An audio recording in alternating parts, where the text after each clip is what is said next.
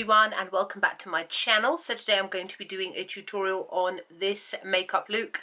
This is a very warm toned full autumnal makeup look. I'm using oranges, browns and greens, and then I'm using a very dusky mauvey deep shade on my lips, which is Colourpop's Chili Chili, which is brand new and I wanted to use it. And yeah, so I've got a few little accessories on for Halloween, like my earrings. I actually bought these last year from the kids section in H&M. Kids section in H&M, by the way, is all right, you know. I've got a really small head, so I tend to wear the kids hairbands. Don't judge me. If it fits, it fits, and it's only like £2. Hey. And I'm also wearing this top. To be fair, I've had that top for like 8 years and it really needs to go in the bin. But I just felt like wearing it for this video, for the sake of this video. I know I have not done any actual Halloween looks, maybe next year. I think it's something that requires a lot of thought and I'm just a bit lazy, I'll be honest with you. So yeah, so I hope that you enjoy this makeup look. Let me know if you've got any comments, any questions or anything like that. Other than that, I hope you're all fabulous, hope you're all amazing and have a very safe Halloween. If you're like me, you turn off all the lights at the front of your house and ignore the trick-or-treaters and pretend you're just not even home. Sorry, kids. All right, bye. Hello everyone. Okay, so first I'm priming my eyelids, as always, using Benefit's Air Patrol BB Eyelid Primer, which is amazing. And it really keeps my eyeshadow in place and looking cool and vibrant. Then I am priming my face, as always, with the Mercier foundation primer, which is important in keeping your foundation in place all day.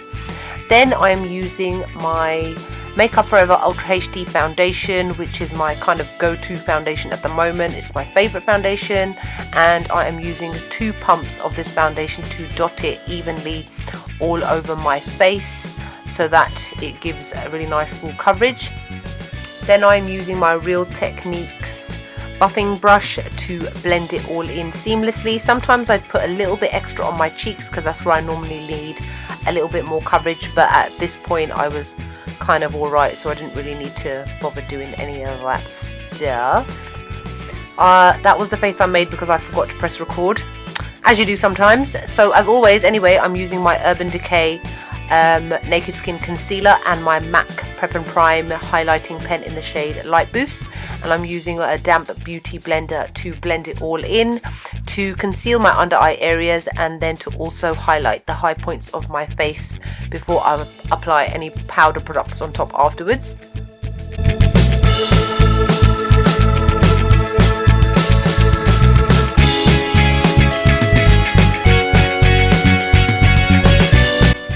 To set everything that I just applied to my face, I'm using the Kat Von D Shade and Light contour palette, which again I have been using pretty much in every single tutorial that I've done recently, because it's pretty good. It's not that bad, and I don't know how people run out of it so quickly, because I've not run out of it and I've had it for at least 2-3 months now, I think, and I've used it pretty much every day.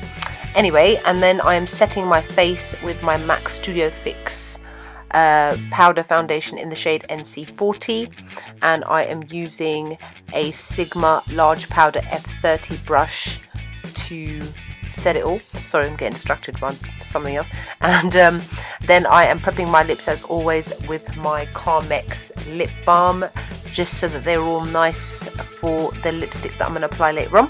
Now I'm using Sigma's E40 brush and the shade Mirage by Makeup Geek, which I kind of forgot to show. It's a matte shadow, and I'm just using this as a base shadow to apply over the primer. First I'm using, again, Makeup Geek. This is all going to be Makeup Geek, by the way. The shade Chikadee and a MAC 224 blending brush to go backwards and forwards in windshield wiper motions from the outer corner to the inner corner, so that this can be a really nice transition shade, and just build this up to the intensity that you want and then do it on both eyes.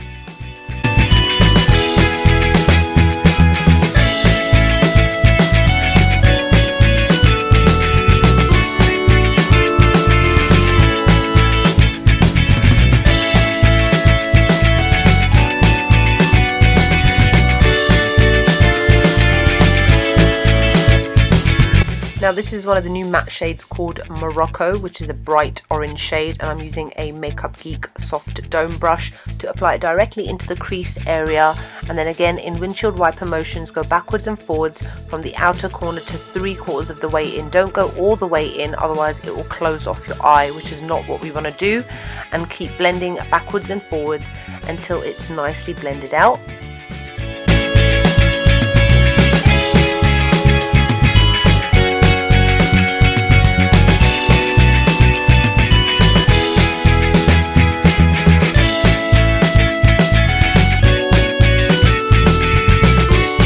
Then go back in with that same 224 brush, no extra product, and just again blend backwards and forwards just to make sure that there are no harsh lines between those two shades.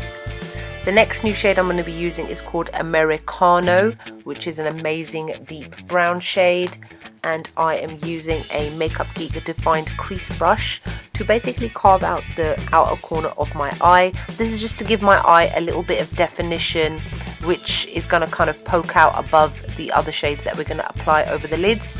So again, go backwards and forwards, just about 1/4 of the way in, if that, depending on the size of your eye and how much definition you want, and blend it backwards and forwards and dragging it slightly into the crease and a little bit onto the outer part of the lid, just so that there's no like obvious overlap between the other eyeshadows afterwards.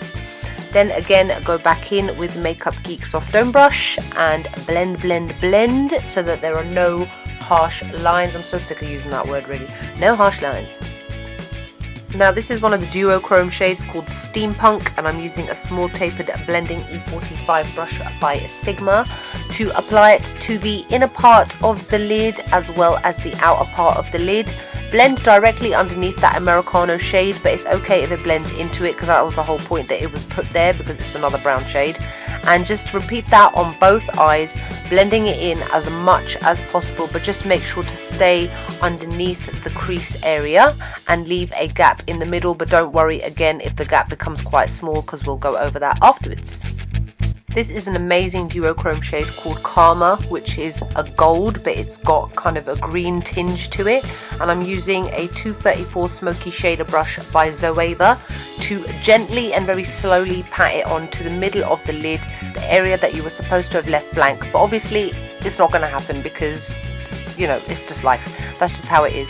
We can't be perfect with our lines. But that's fine, because that's the whole point of applying it to the middle with a slightly soft and fluffy-ish brush like this one, and then just blend between the harsh lines between the two, making sure that there are no harsh lines. And I'm going back in with that Mirage shade again, just to kind of give myself a brow bone highlight, cover up the fact that I need to pluck my eyebrows. That's why I've not got anything shimmery up there. And then I'm going back in with a little bit more of that Chikadee and the 224 brush again to blend out any harsh lines. Don't hate me, but I did my eyebrows and eyeliner just to make the video quicker. I do the same in every single video. Anyway, so I'm using that same Morocco shade on the lower lash line, all the way from the out to the inner part of my eye. And then I'm using a bit of that Americano and just placing it on the outer part of my eye. This is something that you can do if you want to make your eyes appear larger. Don't go all the way in with a dark shade, just put it on the outside part. Then I'm using my Rimmel Scandaleyes pencil for my waterline, as I always do in every single video. Now I'm using Makeup Geek's Untamed foil eyeshadow, and I am applying it to my tear duct area with a MAC pencil brush.